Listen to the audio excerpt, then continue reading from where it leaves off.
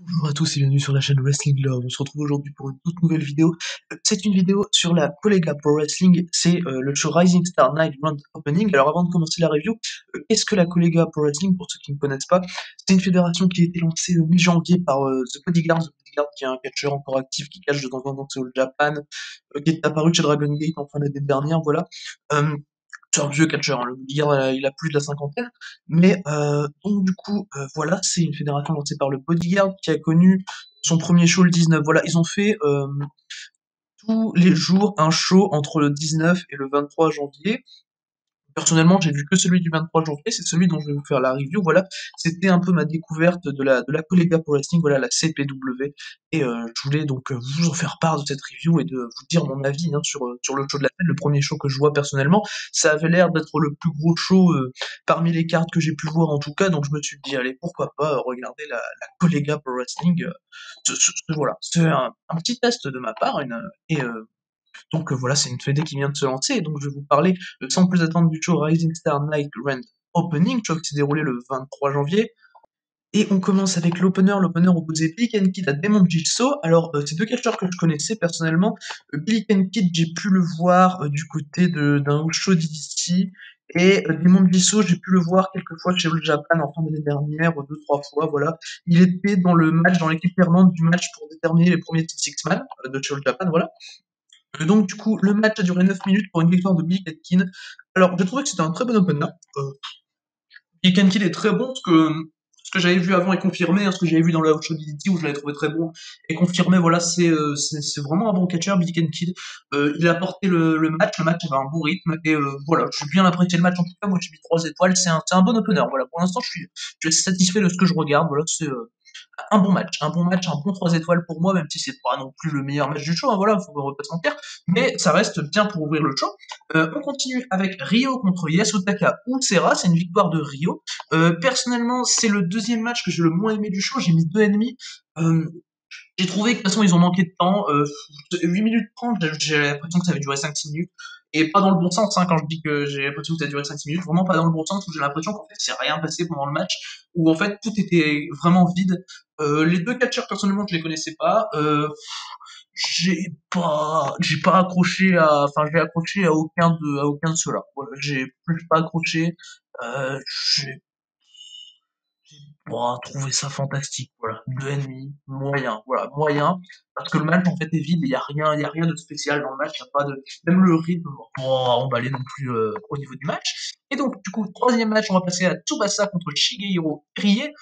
Alors le match est selon moi le meilleur match du show, personnellement j'ai mis 3,5, c'est le seul match à 3,5 d'ailleurs pour moi dans le show, j'ai vraiment trouvé ça très très cool.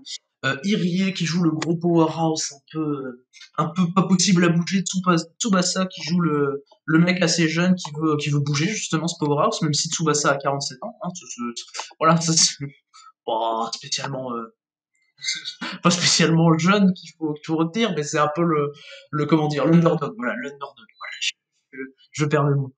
Et donc voilà, Tsubasa, bon underdog, le match va finir en time limit bro de 15 minutes, je trouvais ça super, bien raconté, Irie il a des gros moves, et la fin c'est un enchaînement de bons moves, en fait c'est super, t'as des petites tactiques qui sont utilisées, là, des petits roll-ups, mais c'est logique, ça reste logique, et franchement j'ai trouvé ça très cool.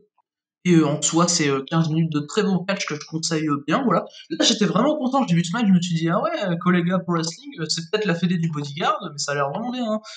Voilà, franchement, Irie contre Tsubasa, c'est le match qui m'a le plus plu du show.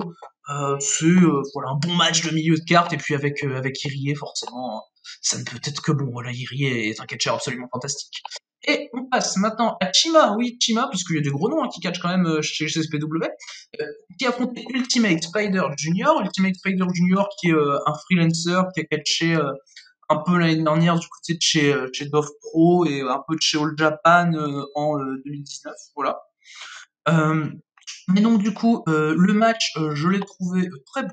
J'ai mis 3,25. J'aurais pu mettre 3,5, mais le seul problème que j'ai avec ce match, c'est qu'en fait, j'ai l'impression que le match est plus fait pour Chima que pour Ultimate Spider Junior. Là où Ultimate Spider Junior est un mec un peu bien moins connu, tu vois, qu'un Chima qui est une légende, le premier champion de l'histoire de Dragon Gate. Voilà quoi, et c'est une légende de Chima. Et là où un Ultimate Spider Junior arrive un peu plus dans le mec underground qu'on connaît pas, j'aurais trouvé ça mieux de vraiment faire le match pour USG, même si bon là Chima gagne, je trouve ça logique, voilà, c'est normal que Chima gagne le match, mais en fait limite il apparaît pas trop Ultimate Spider Junior dans le match, bon, ça l'a contraint donc voilà, mais il est pas trop visible en fait dans le match. Et je pense que ça aurait été une meilleure idée de lui donner l'offense plus souvent dans le match, même si Chima fait une excellente performance, et c'est pas ça le problème, et j'arrive quand même à 3,25. Mais voilà, j'aurais pu mettre 3,5 si le match avait été construit d'une différente manière en tout cas. Donc du coup voilà pour mon deuxième match préféré du show hein, quand même. Et on passe maintenant au seul match féminin qu'on avait sur la carte, c'était un match tag féminin, d'ailleurs qui m'a pas trop dépaysé puisqu'il y a 3 des 4 catcheuses que je connais, que je suis régulièrement. T'avais Anne Chamou et Hibiscus Mii, donc Anne Chamou qui catch du côté de chez Gato Move, Hibiscus Mii qui catch du côté de chez Ryukyu Dragon Pro Wrestling, la fédé qui est en partenariat avec Dragon Gate, hein, une petite fédé qui est en partenariat avec Dragon Gate, qui avait même accueilli Minoru Fujita dans ses shows. Je sais qu'il y avait Billy Kid également dans un tournoi de tag. Enfin, voilà.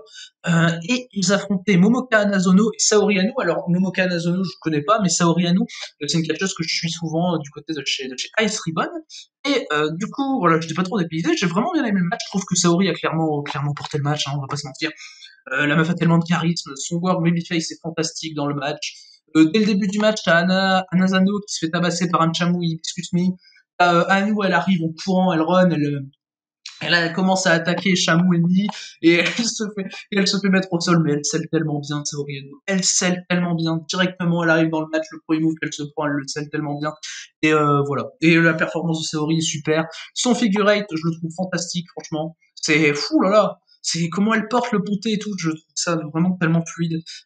Voilà, je connaissais pas du coup Anazano avant le match, j'ai trouvé sa performance vraiment cool. Moi j'ai mis 3,25 à ce match, j'ai été satisfait. Je franchement, ça m'a bien plu de voir ce que j'ai vu. En tout cas, voilà.